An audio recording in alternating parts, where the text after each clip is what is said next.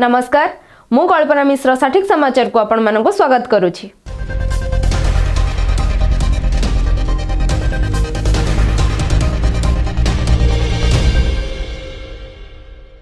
Kandhamal people's forum सभापति राधामोहन महापात्र प्राय 50 रु ऊर्ध्व फोरम कर्मकर्ता सहित 5T ओ नवीन ओडिशार अध्यक्ष भिके पांडियन को साक्षात करथिले।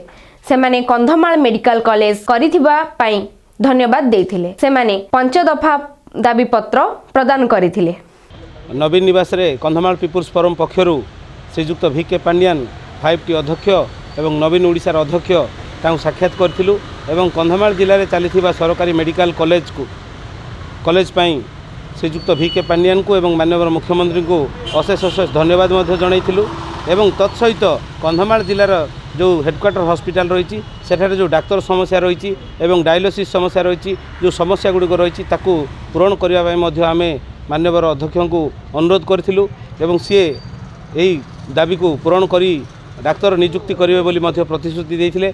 तत्सहित कंधमाल जिले में दीर्घ 70 वर्ष धरी एक बड़ प्रोब्लेम रही सरकारी जगह जो मैंने घर करके एनक्लोजमेंट करके स्थायी घर बारी पट्टा मिलूना ताकू किभली भाव में विचार करी तुरंत पट्टा देवा व्यवस्था करने अनुरोध करूँ।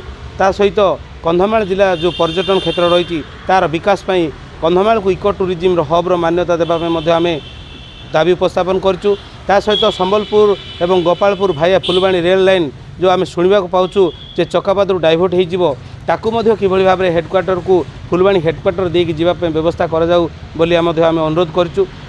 ता सहित कंधमाल जिलार जो सर्वांगीन उन्नति विभिन्न आम 5 दफा दाबी सम्बलित दाबीपत्र प्रदान करूँ एवं सार आमको कहले प्रतिश्रुति देते किभली भाव में यथाशीघ्र यही दाबीगुड़ी आम विचार करी पूरण करने दिगरे प्रचेषा करूँ।